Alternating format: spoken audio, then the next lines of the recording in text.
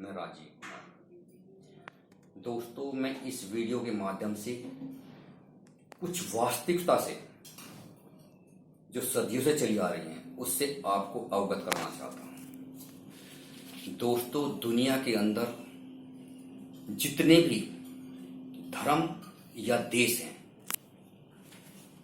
सबको अपना अपना देश, धर्म और भाषा सबको प्यारी लगती है। सब उसमें अपने देश की खूबियां बताएंगे, अपने धर्म की खूबियां बताएंगे, उनका इतिहास लंबा बताएंगे, उनकी वीर गाथाएं बताएंगे। अपने को किसी भी कीमत पर वो कम नहीं बताएंगे। ये एक सत्य हमेशा से चलते आ रहा है। जैसे हमारा देश कभी पूरा भारत न होकर छोटे छोटे टुकड़ों में बटा था, 10-10 गांव या 20-20 गांव तक भी सीमित था, तब भी वो उसी खंड को, उसी देश के खंड को बड़ा बताते थे, महान मानते थे, उसी के लिए लड़ते कटते मरते थे। सभी ने समय समय पर, धर्मगुरुओं ने, राजाओं ने, सत्ता के लोभियों ने गरीब और मध्यम वर्ग को उनकी भावनाओं से, देश प्रेम की भावनाओं से और धर्म की भावनाओं से खेलकर उनको ऐसे भाषण दिए ताकि वो देश और धर्म के लिए, चाहे वो छोटा देश हो या बड़ा देश हो, उसके लिए मर मिटने के लिए अपने बच्चों तक का बलिदान दे दिया, खुशी खुशी बलिदान दे दिया। पता नहीं कितनी विधवाएं हुई होंगी। ये किस्सा सदियों से चला रहा है। यहीं तक ही नहीं, उन्होंने गरीब और मध्यम वर्ग के लोगों को दास दासी के रूप में दान तक दे दिया है, बनाकर अपने बच्चों की शादियों में दास। किसी भी युग में रहे हो, मैं सबकी बात करता हूं, बताओ किस युग में दास दासी के रूप में आपका, पुरुषों का, मनुष्य का दान नहीं दिया गया?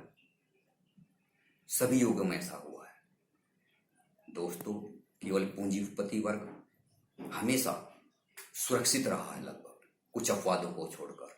उसने हमेशा सत्ता का, धर्म का मजा लिया है। ना उसने कभी कोई नारा लगाया, ना वो सड़कों पर निकला। उसने हमेशा अच्छी शिक्षा ली है, सत्ता का सहयोग रहा है, चाहे सत्ता विपक्ष की रही हो, चाहे किसी की भी रही हो, किसी भी युग में रही हो। बलिदान हमेशा मध्यम और गरीब वर्ग ने हमेशा दिया है। उसी को अपनी रोटी रोजी इज्जत के लिए पता नहीं क्या क्या मजबूरियां झेलनी पड़ी है, लेकिन बलिदान सबसे ज्यादा मध्यम और गरीब वर्ग ने दिया है। आज भी पूंजीपति के बच्चे देश के लिए बलिदान नहीं देते, धर्म के लिए झंडे नहीं उठाते, बस गलियों में और देश के बलिदान होने के लिए, झंडा उठाने के लिए, नेताओं की चापलूसी करने के लिए, सत्ता के लोभियों की चापलूसी करने के लिए मध्यम वर्ग, गरीब वर्ग हमेशा पिसता आया है। यही आगे बढ़ा है।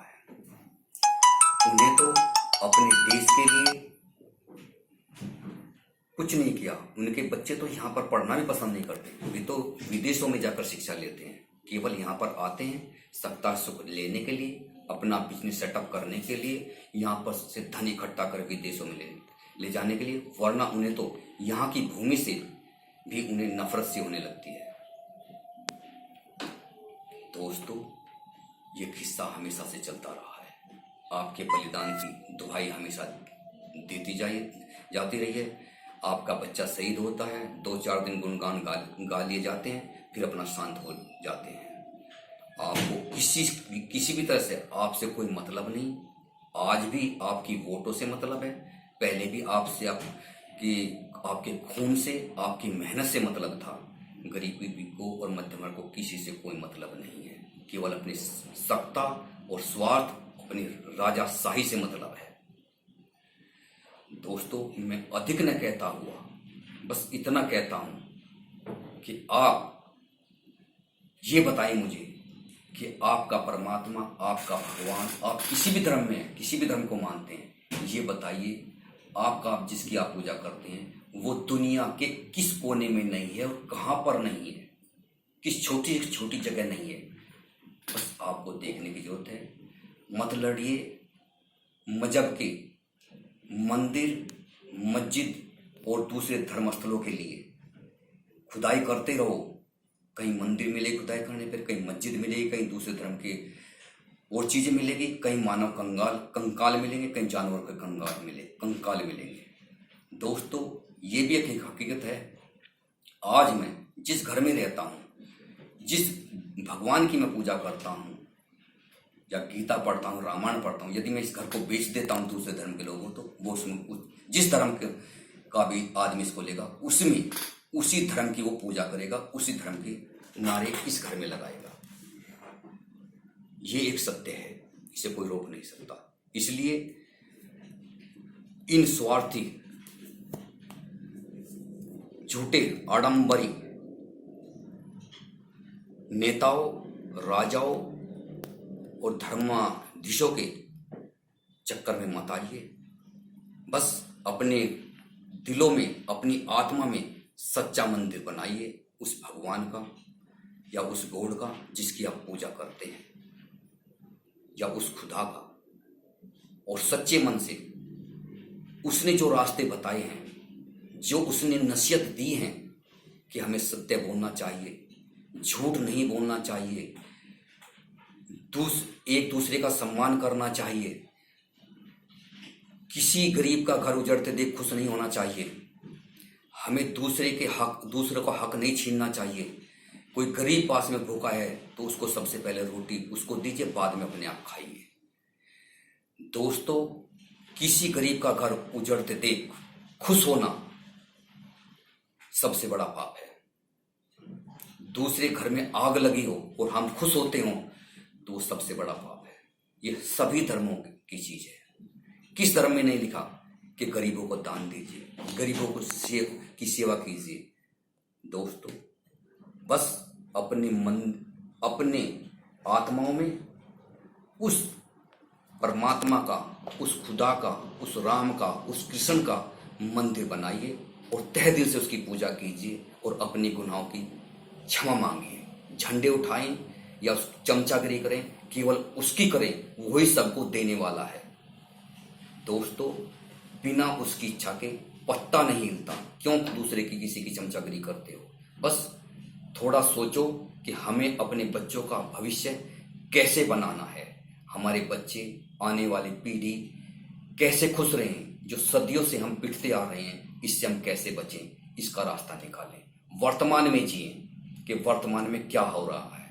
ये मत सोचें कि पीछे भविष्य में हमारे पूर्वज क्या थे क्या नहीं थे। ठीक है, उनसे शिक्षा लो, लेकिन हमें वर्तमान में जीना है। जो सच्चाई है, हम आज मजदूर हैं तो मजदूर हैं, भले हमारे पूर्वज कल राजा रहे हों, लेकिन हमें एक मजदूर के रूप में रहकर ही आगे बढ़ना है।